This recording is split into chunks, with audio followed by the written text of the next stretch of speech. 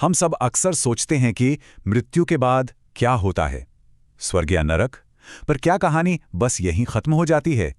क्या कोई ऐसा भी लोक हो सकता है जो इन सब से कहीं ऊपर हो, आत्मा का अपना असली अविनाशी घर? चलिए आज हम स्रोतों के आधार पर इसी रहस्यमय सतलोक की दुनिया में चलते हैं। तो सवाल यही उठता है कि क्या स्वर्ग और नरक ही हमारी आखिरी मंजिल हैं? क्या हमारी यात्रा का अंत यहीं हो जाता है, या फिर इस ब्रह्मांड में कोई ऐसी हकीकत भी है जो हमारी सोच से भी परे है? आइए आज इसी संभावना की गहराई में उतरते हैं।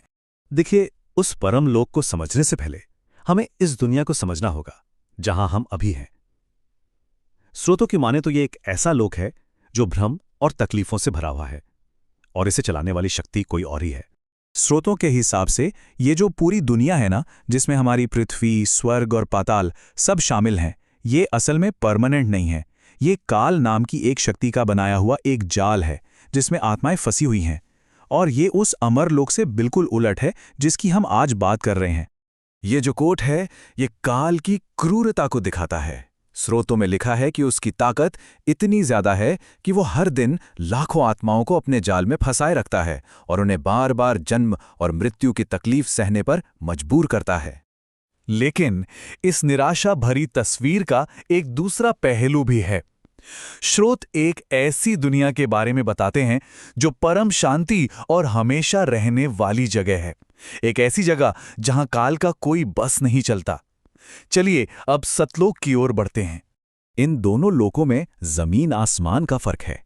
सोचिए, एक तरफ काल की दुनिया है जो दुख से भरी है और टेम्पररी है, तो वहीं दूसरी तरफ सतलोक जो हमेशा रहने वाला और आनंद से भरपूर है। काल के लोक में तो सूरज चांद रोशनी देते हैं, पर सतलोक तो खुद सत्य पुरुष के नूर से रोशन है। ये परम शांति का धाम है। जरा सतलोक के माहौल की कल्पना कीजिए। स्रोत बताते हैं कि वहां की मिट्टी सफेद और एकदम चमकदार है। सरोवर हैं पर अमृत से भरे हुए। हर तरफ चंदन जैसी मीठी मीठी खुशबू फैली हुई है और मौसम हमेशा बस बसंत जैसा सुहाना। वाकई एक ऐसी दुनिया है जो हमारी सोच से भी बहुत आगे है। और इस खूबसूरत लोक के केंद्र में कौन है? सत्य पुरुष। वही परम सत्ता है जो एक सम्राट की तरह अपने सिंहासन पर बैठे हैं, और वही इस पूरे लोक के प्रकाश और आनंद का सोर्स हैं। सतलोक की चमक का अंदाजा लगाना भी नामुमकिन है। स्रोत बताते हैं कि वहां के जो शासक हैं, सत्य पुरुष, उनके शरीर के सिर्फ एक बाल की रोशनी करोड़ों सूरज और चांद की मिलीजुली रोशनी से भी कहीं ज्यादा है। सोचकर देखिए। अच्छा, तो हमने उस जगह के बारे में तो जान लिया। अब ये देखते हैं कि वहां रहता कौन है। सतलोक में रहने वाली जो मुक्त आत्माएं हैं ना, उन्हें हंस कहा जाता है। हंस शब्द का मतलब बहुत गहरा है। ये उस आजाद आत्मा की निशानी है जिसने दुनिया की सारी मोह माया छोड़ दी है, ठीक उस कहानी वाले हंस की तरह जो सिर्फ शुद्ध मोती ही खाता है। और इन हंसों का तेज कैसा होता होगा? स्रोत ये बताते हैं कि सतलोक में रहने वाले हर एक हंस का जो अमर शरीर होता है ना, उसकी चमक 16 सूर्यों के बराबर होती है। तो एक हंस की जिंदगी होती कैसी है? वहां न बुढ़ापा है न मौत। हर हंस के पास अपना आलीशान महल है, हीरे पन्ने से जड़ा हुआ विमान है, दूध की नदियां बहती हैं और खाने के लिए है अमृत। उन्हें किसी भी चीज की कोई कमी नहीं होती और वो लगातार सत्य पुरुष के दर्शन करते रहते हैं। ये है पूरी तरह से संतुष्टि वाली जिंदगी। बाहर की सुख सुविधाएं तो हैं ही, पर हंसों की अंदरूनी हालत भी एकदम परफेक्ट होती है। उनके अंदर कोई नेगेटिव फीलिंग नहीं होती, कोई गुस्सा, लालच या अहंकार नहीं।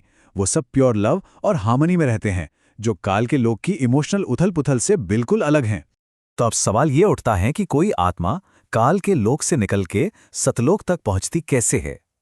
स्रोत इस सफर का भी एक रास्ता बताते हैं। देखिए, ये यात्रा अकेले नहीं की जा सकती। इसके लिए एक सच्चे गुरु यानी सद्गुरु के मार्गदर्शन की जरूरत होती है। वही सत्य नाम या वो सच्चा शब्द देते हैं जो आत्मा को काल के बंधन से छुड़ाने के लिए जरूरी है। और सबसे जरूरी बात यह है कि ये जो मुक्ति है, ये परमानेंट है। एक बार कोई आत्मा सतलोक पहुंच गई तो वो हमेशा के लिए जन्म मरण के इस चक्कर से आजाद हो जाती है। उसके सारे दुखों का अंत हो जाता है। तो हमने दो बिल्कुल अलग अलग हकीकतों को देखा। एक तरफ भ्रम और पीड़ा की दुनिया जो टेम्पररी है, और दूसरी तरफ सच और आनंद का अमर धाम। ये सब हमें एक बहुत ही गहरे सवाल की तरफ ले जाता है। ये सारी चर्चा हमें इस बुनियादी सवाल पर सोचने को मजबूर करती है कि क्या ये जिंदगी, जिसे हम अपनी असलियत मानते हैं, बस एक पड़ाव है, और क्या आत्मा का असली, हमेशा रहने वाला घर कहीं और उसका इंतजार कर रहा है? ये एक ऐसा सवाल है जो गहरे चिंतन को जन्म देता है।